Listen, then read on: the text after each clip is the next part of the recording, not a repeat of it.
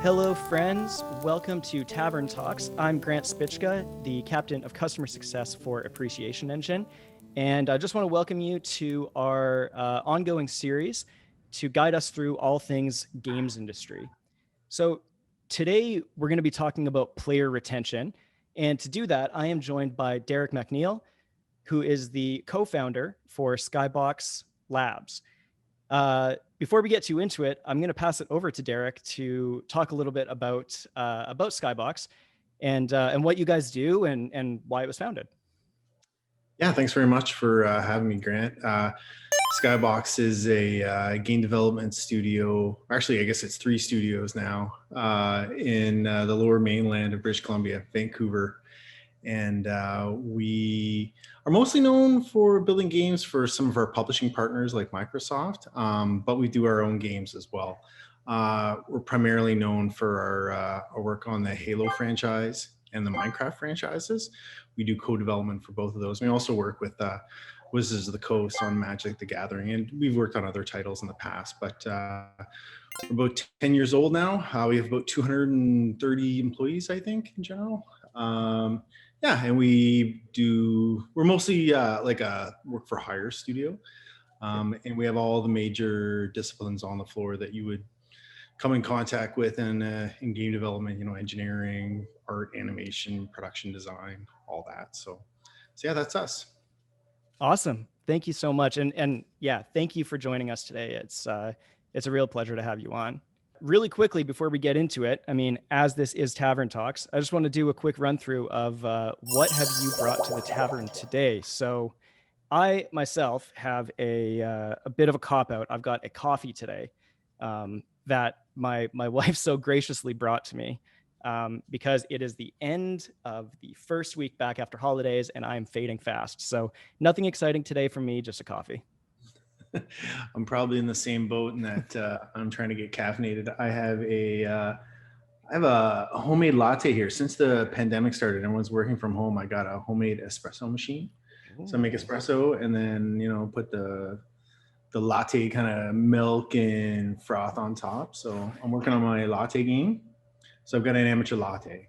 Okay, I'm gonna have to follow up with you about some art. Maybe you start showcasing. Maybe that's a whole new video series. Yeah. Derek's latte art. I don't know if I'm good enough to be sharing the proceeds of my efforts so far, but we'll look at it. We'll see where it goes. Awesome. Okay. Well, you know what? Let's dive right into it. So, on the topic of player retention, one of the things that you and I have actually talked about before, just personally, is the idea of this like a core gameplay loop, and that being something that brings players back, or is really one of those determining factors on if a player is going to be coming back to a game. So, from kind of a high level, can you give me a bit of a description of what, for people who may not know what the core loop is or what a core gameplay loop would be? Yeah, absolutely. So often actually, maybe the easiest way to start is to just talk a little bit about how games get developed and the stages. It's very similar to the movie industry in that there's like a pre-production phase where you kind of ideate and come up with a concept, then a production phase, and then a filing stage where you prepare it to go out the door for release.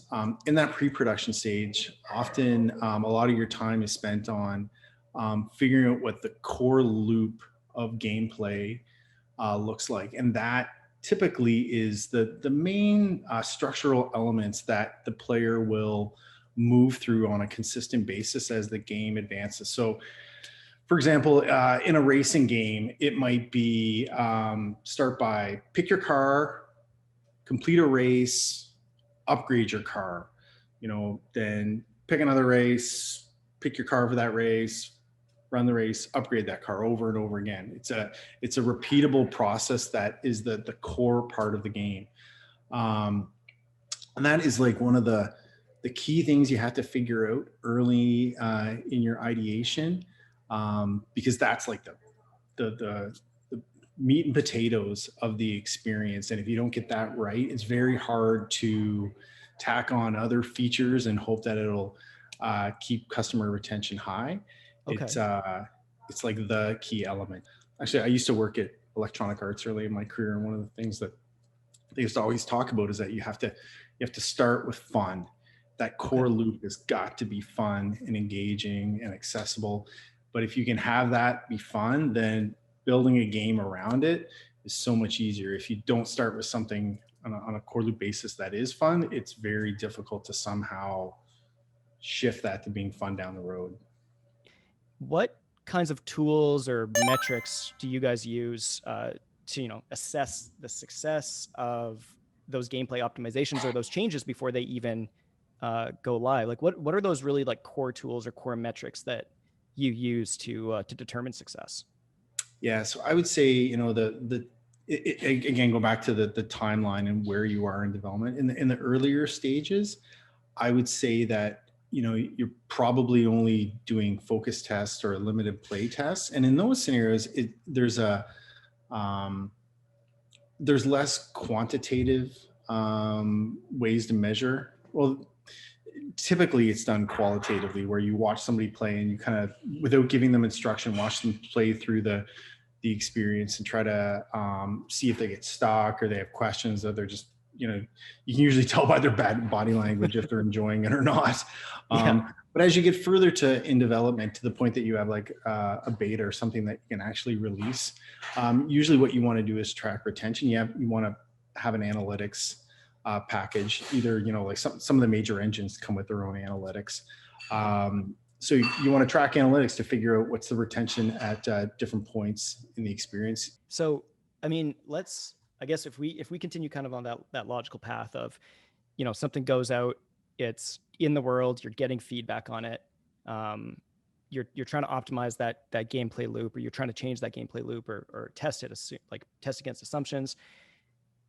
How do you know when to keep optimizing, or to keep pushing forward with a certain project, or letting it either run its course and go, yeah, this is actually going really well, or maybe put it out to pasture? Yeah.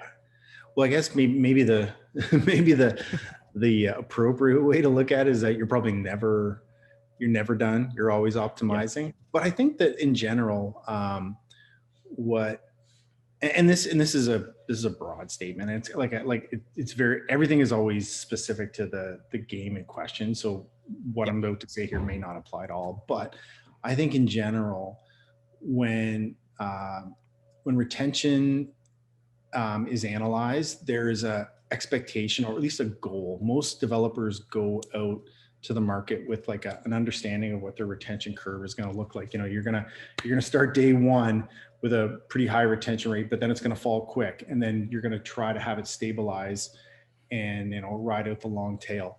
Um, I think most developers go in with an expectation of this is our goal. This is what we're trying to hit, and they'll look at how their curve is relating to what the goal is, and then they'll pick the points where they're not hitting it, and they'll look and say, there's something happening. We're looking good on day one, but by day 7 we're not hitting our target. What's happening? And then they may look and be like, by day 3 something's going wrong. And then that's when you have to go into the details of the analytics and figuring out, like, what events are they interacting with Yeah. in the experience during that period that we can optimize. I think that's that's an oversimplification on how it works, but I think that basically that's it, where you look at your data, you look at over a time period, and you try to figure out, where are people dropping off, where's Yeah. my where are my pain points, and try to optimize them. So Okay, I cool. hope that answers the Oh, question. totally. And I think what that really drives home is that, like you said, it's kind of like a sweeping generalization, but that's not a bad thing, because what it really shows is that, no matter what kind of game you're trying to develop, or what kind of industry you're in, um, when it comes to optimizing, like you said, you're never done. That's kind of the big thing with optimizations, is that it's never over until actually something is like put to bed. And that data really drives it. Like, data is king, I guess, when it comes to that, right? Be that event data, user data, whatever it is, that brings that whole package together. So if it's feedback sessions, if it's, triggers within a game, if it's, how users are interacting with your game itself. All of that stuff is going to come together to kind of create that perfect storm of optimizations within your game. Yeah, and it's funny too, especially in the mobile space. Freemium has kind of like a a double goal where you've got to figure out how to optimize retention to keep people coming back to your game. Yeah. But that's not obviously the the only objective. You got to find a way to monetize those folks as well. So there's the first element, which is what analytics do we look at, and what's our goals on the retention side. But then once we have folks into the title, how do we monetize them in a way that we get some return on our investment with the development? So awesome. We're gonna kind of cap things off with a bit of a two-parted question. So, is there anything else that you've seen in the last few years where that has really contributed to a change in be it with mechanics or technology used for developing these core gameplay loops, or things that have come along in the past few years that have helped to enhance that like player retention strategy? well, I definitely think that like analytics packages have become more and more advanced, and they provide better data. Okay. So I think that's one thing. I think a second thing is there's more sharing online around what is a good metric. Like I mentioned earlier, I don't think you can't take a one size fits all approach. What's going to be good for one game isn't going to work for another game. It all depends on the style and of game that you're creating.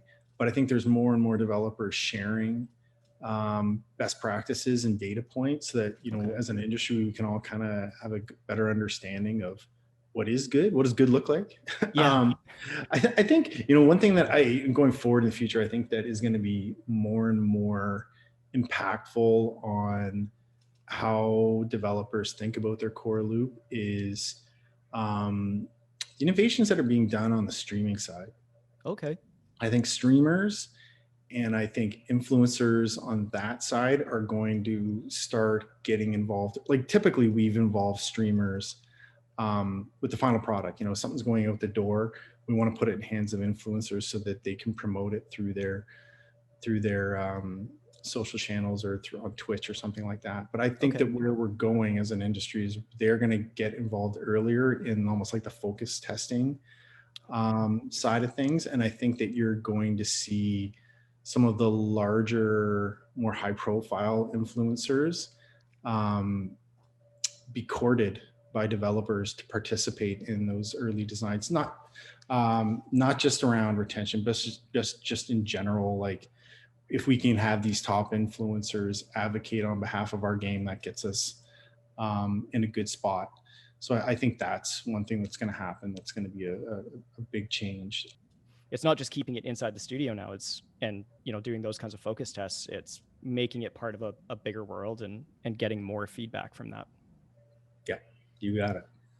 Awesome. Well, that's very cool. It's funny because that was my next question is, what are you looking forward to seeing? But I think that's a really, really insightful piece, like getting to understand that that's maybe where the industry's going. Is there anything else that you've seen coming through or that you're excited about, or is that kind of like one of those really big pivotal shifts that you're seeing coming down the line? I think that's one. I mean, there's a lot, obviously always new tech in games. We're still very much in the infancy of AR and VR, and that's going to have a huge impact on our game, I think, on our games. Mobile still obviously in its infancy. I think there's going to be a greater and greater blending of your typical AAA console type projects and what's happening on mobile, and you're going to see more big high budget AAA games coming to mobile, and you're going to see more freemium type experiences come into PC and console as the years go by and everything kind of evolves. So we're definitely in an era of a lot of change. It's funny you say that. I mean, like even something that I was really I got super into when it came out was when they did the launch of Gears 5, and then they had that Gears Funko game, that mobile one Oh that came yeah, out alongside it. I gotta yeah, be yeah. honest, I think I actually wrote about it for one of our pop culture picks. I was like super into it, and I'm sure they could have gleaned a ton of data about me as being someone that was now this kind of like very much entrenched Gears fan. Yeah. With the Gears franchise, as you probably know, is built out of Vancouver at the Coalition, which is well, we're friends with that studio, so yeah, that's a top tier development team for sure. Yeah, I love. It's funny. I have my Kate Diaz Funko actually sitting right behind me. It's hard to see right now, but yeah, just fanboying a little bit there. Um, okay, well, listen, Derek, I think our time at the tavern is up. I don't want to keep you too long, but I just wanted to say thank you so much for joining us today. This has been super insightful. This has been awesome for just for me as somebody who's a big fan of just video games in general, and of the Halo franchise. You and I have actually talked about that before as well, but I really appreciate your time today, and I'm sure anyone watching is gonna learn a heap from it. Thanks so much for having me. Have a great day. All right, you too. Thanks, Derek. Thanks.